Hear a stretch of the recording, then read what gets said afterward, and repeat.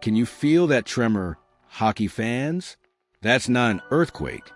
That's the sound of NHL general managers collectively clutching their wallets after the New Jersey Devils just rewrote the rulebook for young defensive contracts. Are we witnessing a masterstroke of long-term vision, or has the price tag for elite blue line talent just gone through the roof, leaving everyone else scrambling? Today, we're dissecting the earth-shattering Luke Hughes deal and its seismic implications, particularly for a certain dynamic defenseman waiting in the wings in Montreal. The ink is barely dry, but the numbers are staggering. $63 million over 7 years, a cool $9 million annual average value for Luke Hughes. Yes, you heard that right. The Devils have locked up their phenomenal young defenseman, ending what had become a tense contractual standoff just as the season loomed large. This isn't just a contract. It's a statement. It's a declaration of faith in a player who has already shown flashes of brilliance and promises even more. And let's not forget the family bragging rights. Luke is now officially earning more per year than his superstar brothers, Quinn and Jack. For now, anyway. You can bet Quinn will be looking to break the bank in Vancouver when his time comes, and Jack in New Jersey already has his mega deal. But for today, Luke stands atop the family financial podium. It's a fun subplot, but the real story is the business behind the game. For weeks, perhaps months, the whisper circulated. Pat Brisson, Hughes' agent, was reportedly pushing for a 6-year term, but the Devils, ever shrewd, found their sweet spot at 7 years. Why 7? Because while the annual value was a sticking point, stretching it over an additional year allowed both sides to find common ground, balancing the player's desire for significant compensation with the team's need for cap flexibility and long-term control. It's a testament to the art of negotiation, where compromise often leads to monumental agreements. From the Devils' perspective, this is a massive win. They've secured a foundational piece for their blue line for the foreseeable future. Hughes is a dynamic, two-way force, capable of quarterbacking a power play and shutting down top lines. Locking him up now, even at a high price, provides certainty and stability for a team with Stanley Cup aspirations.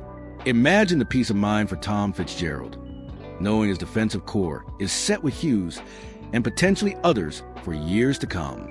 This isn't just about this season. It's about building a dynasty. And for Luke Hughes, this is life-changing money, a reward for his dedication and talent. It's a commitment from the organization that says, "We believe in you. We see your future here." It allows him to focus purely on his game, without the distraction of contract talks hanging over his head. A partial no-trade clause, a small but significant detail, also shows the trust and respect the organization has for him. Even at such a young age, it's a win-win, but every win-win in the NHL has ripple effects.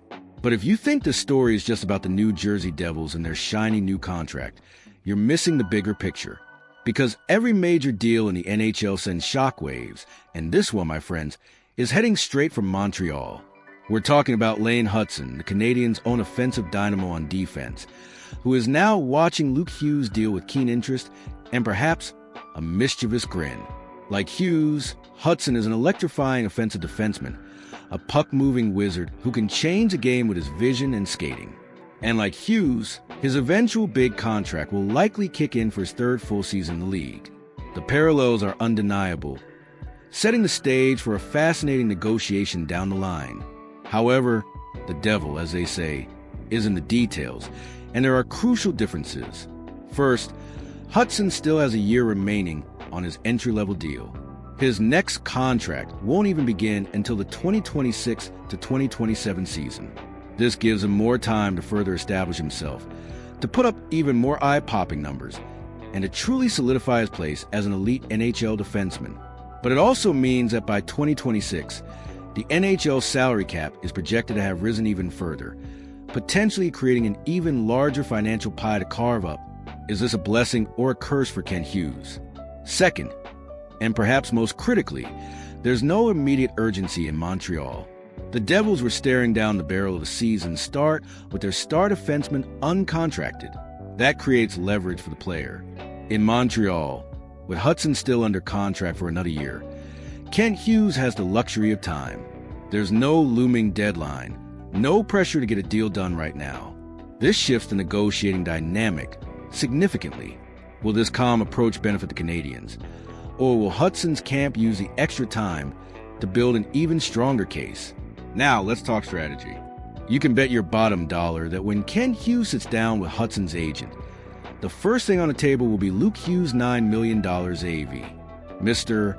Hughes, Hutson's agent will undoubtedly say, "My client, Laine Hutson, is a dynamic offensive defenseman, much like Luke." Luke Hughes averaged 45.5 points over the last 2 seasons, with 47 and 44 points from 2023 to 2025. We believe Laine's offensive upside is comparable, if not greater, and therefore his compensation should reflect that benchmark. It's a powerful argument, a clear comparable set by a division rival. But here's where it gets interesting. While Hutson's offensive production in college and early pro stints has been phenomenal, will he match or exceed Hughes' NHL numbers in his first 2 full seasons? If he does, then the $9 million benchmark becomes even more potent. If he wants more than Hughes, which is a distinct possibility given the rising cap and his unique skill set, then the conversation might pivot towards a golden bridge contract. What does that mean? Perhaps a shorter-term deal, say 3 or 4 years, with a high AAV that allows Hutson to cash in big, but also gives him another bite of the apple for an even larger, longer-term deal when the cap is even higher and his resume is even more stacked. It's a high-stakes gamble, but one that could pay off handsomely for both player and team if structured correctly. The million-dollar question, or perhaps the multi-million-dollar question, is when such a contract would be signed. Does Ken Hughes wait until Hutson has played a full NHL season? Does he try to get ahead of the curve, anticipating a massive breakout? Or does he let Hutson play out his final entry-level year, gathering as much data as possible, even if it means potentially paying a higher price later? The Canadiens' internal cap structure, their other young stars needing extensions, and the overall team trajectory will all play a role in this delicate dance. It's a strategic chess match, and every move counts. This Luke Hughes deal isn't just about 2 players or 2 teams. It's a bellwether for the entire league. It signals a new era where young, offensively gifted defensemen are commanding top dollar, and quickly.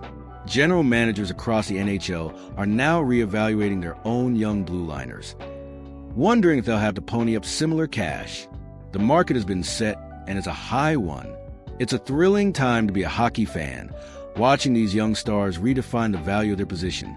So, what do you think? Did the Devils overpay for Luke Hughes, or is this a savvy long-term investment?